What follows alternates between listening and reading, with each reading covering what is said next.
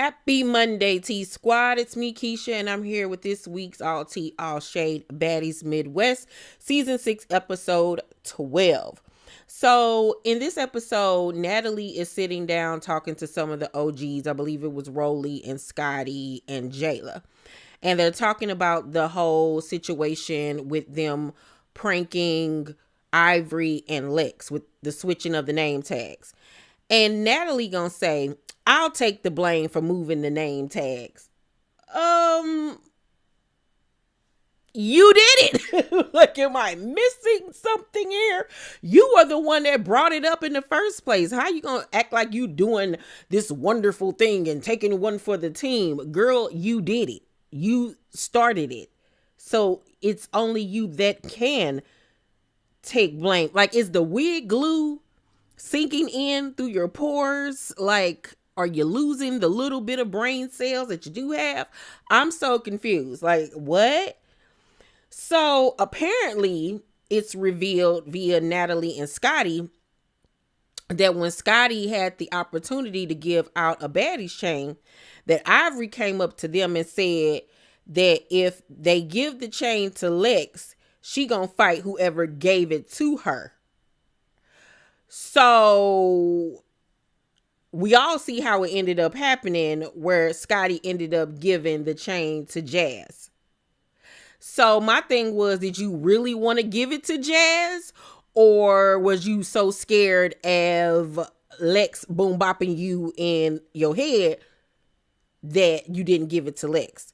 So I'm looking at Natalie like, how you gonna let this girl come on to your shit and bully your best friend?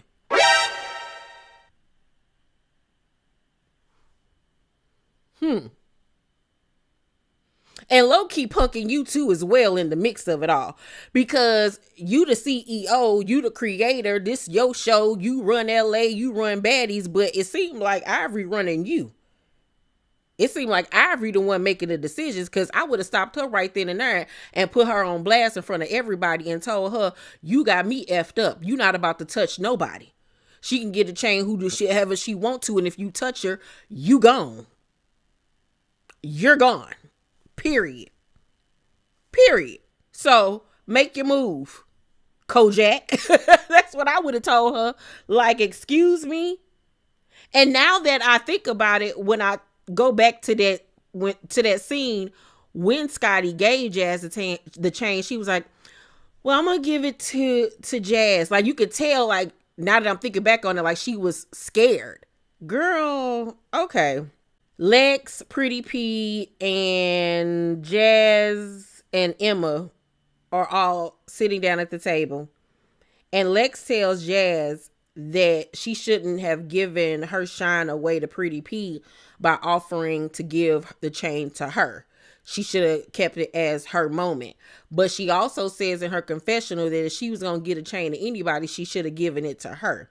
It's giving very much, you're mad, you feel some type of way that you ain't get no chain, and that you low-key jealous of the fact that Jazz got her chain before you, and she ain't even put in half of the amount of work that you have since you have been on the show. And it's giving thirsty. It really honestly is. It's just like, you mad at Jazz for saying, like, I already got chains. Like, this ain't nothing to me. Like, I got a beautiful home. I got a king size California bed at home. Like, I'm good. Like, you felt some type of way about her saying that, but if that's her life, that's her life. Like, she do already got chains. That's why it didn't mean nothing to her when Summer broke the actual chain part. She easily went into her safe and pulled out her Cuban link and put it on her Cuban link. Like, y'all be going up for these chains because it's obvious y'all ain't never had real diamonds before. Like,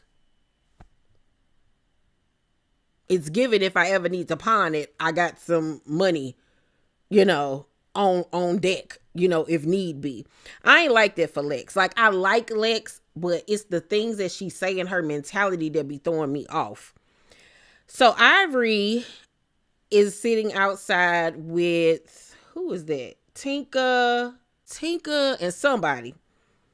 And she says that she still want to fight Lex. Like, she still got to get that in with her and whoever changed the name tags. And I'm like, wait a minute. I thought that we cleared that up on last week's episode when Natalie told you she was the one that did it. Like, I'm confused. Like, huh? But then she goes on to say that she does not think that Natalie was the one that did it. She thinks that Natalie is sticking up and protecting whoever did it.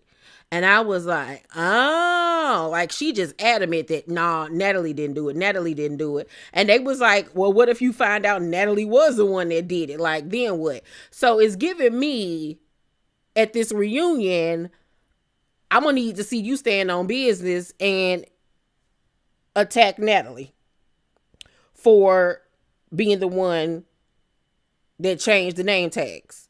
Okay, I need for that fight to happen because you so big and bold, or are you not gonna give her the business because you want to come back next season? But then again, it don't even really matter because Natalie ain't got no power. We all know that it's up to Lemmy. So, yeah. But Tinka makes a comment like, do you still want to fight Lex because you feel like you lost? Or she was like, no, I don't feel like I lost at all. And I was like, you sure? Okay. I wonder how she feel about it now that she done watched it back. Cause Ivory, my love, you lost. You only got round 1 in my eyes. All the other rounds, oof, girl, no, you did not do your big one, honey. You did not at all. You got tossed around. Let me see it, toss it up. Like you was on the remix, okay? So then Summer comes out and joins them. And Ivory asks Summer, like, is she okay? Because, you know, she was trying to fight Jazz and Ivory basically blocked her from getting to Jazz initially. And Summer was like, yeah, I'm good. I just don't like the fact that you was coming at me for wanting to fight Jazz or whatever. And she was like, yeah, you need to leave her alone. And she does need to leave her alone. This girl ain't never did nothing to you. You the one that started with her. It's like you got a hard on for her. It's like you want to be her and you're mad that you cannot be. It's stupid at this point. That's the only person you keep on attacking because I think that you know that she not going to really beat you up. Anybody else in that house, you know they going to give you the work.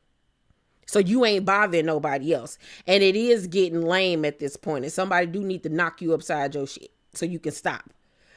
And Tinkerbell points out that Summer don't get along with Jazz. Ivory don't get along with Lex. They're both of y'all friends. So basically, it just needs to be that. And y'all don't need to get involved in each other's business.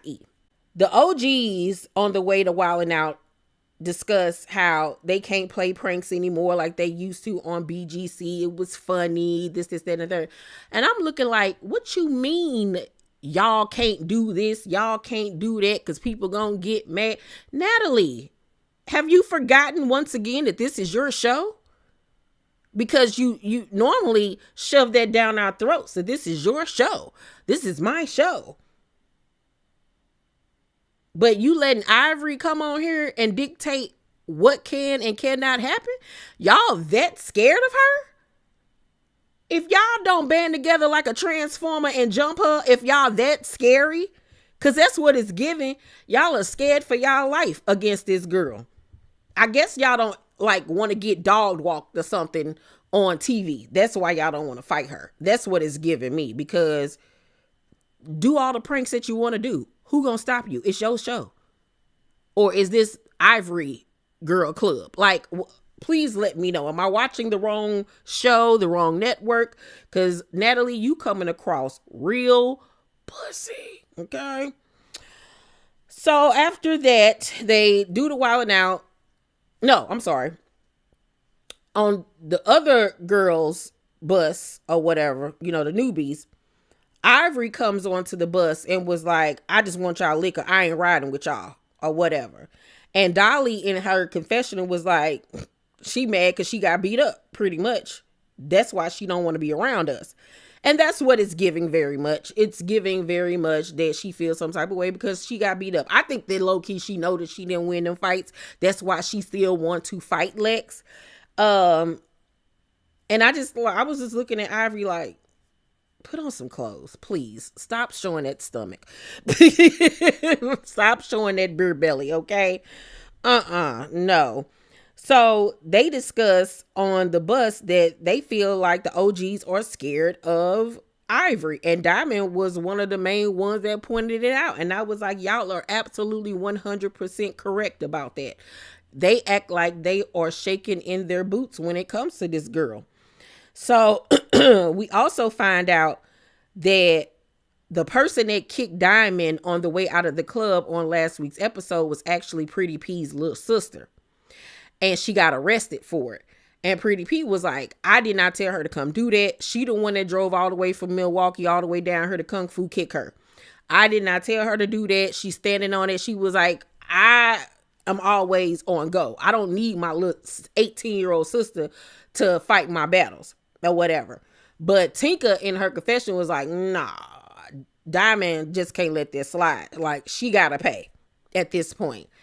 And I don't think that P would call her little sister down there to fight her battles. Like, she been doing her big one this whole time. It really honestly doesn't make sense for her to do that. But you never know what people will do, especially in the heat of the moment when they mad. But she said she didn't do it. So, hey, that's really all I can say about that one. But the last thing I want to discuss before we get out of here is Biggie. And that god-awful confessional look with the green Patty Duke hairstyle and that motorcycle jacket, jeans with no shirt on underneath and pasties on her nips. What is that? I thought it was bad the first time that they showed her in that outfit, but this week's episode, y'all literally went too far. And I'm thinking about filing a class action lawsuit against Zeus. I really, truly am. Because she got excited and lifted her arms up and it made her jacket come open. And we saw her shoestring titties. Bruh. And I literally screamed. If you watch the show with me on Patreon, you will see I actually screamed. Biggie, Bertha, Bernadette, Bernadine, I don't know what your name is, little girl, or little boy, but you are not Giselle Bundchen. Hell, you ain't even JT or Glorilla. I don't even know what to tell you, ma'am. But I understand, once again, body positivity because I be popping mine. But I also know there's a limit. And look, Bobby Womack, you're not the girl that could go around without a bra on. Your titties look like piping bags that you use to ice a cake. What? They literally look like rice socks. I wanted to throw up. I wanted to throw hands at my screen. But I realized that, no, this is my business. I can't do that. But I was so disgusted and offended by this girl titties that look like darts. They were just swinging in the wind with these rhinestone studded pasties on it that was all the way down to her navel. And then on top of that, remember, she has on no shirt, no bra, just this Hell's Angels motorcycle jacket. And we all know that Biggie is plus size. And I think she thinks because her stomach in the front doesn't have rolls. It's pretty much solid. That gives her the right to wear the things that she wears because all of her rolls is in her back. But you're shaped like a mouse pad. Oh my God! You're shaped like hash brown patties. You're shaped like a busted can of biscuits, ma'am. You're shaped like an Android phone.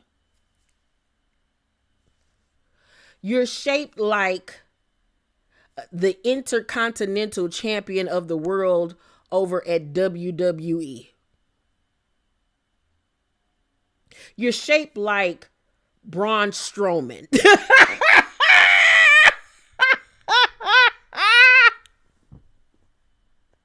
You're shaped like Bronson Reed, okay? Bitch, you're shaped like Kevin Owens. I need for it to stop. Anna and Tasiki, y'all supposed to be her sisters, her quote-unquote besties. Y'all need to take that little girl to the side and tell her, Biggie, this is not your ministry, my love. You look crazy. Crazy. You can still be sexy and dress size appropriately. Because you look like a king size pillow. Girl, please make it stop. Please make it stop. If y'all do this mess again, I'm calling my lawyer and I'm filing suit. Point blank and the period. I'm not playing with y'all no more. No. Put a warning sign up or something. I'm going to give this week's episode of Baddies a C+. It really wasn't a lot going on. They saving everything for next week. Y'all let me know what y'all thought about this week's episode. Please make sure to thumbs up this video, subscribe to my channel, and turn on your post notifications so you know when my videos drop. I love you guys, and I'll see you on the next one.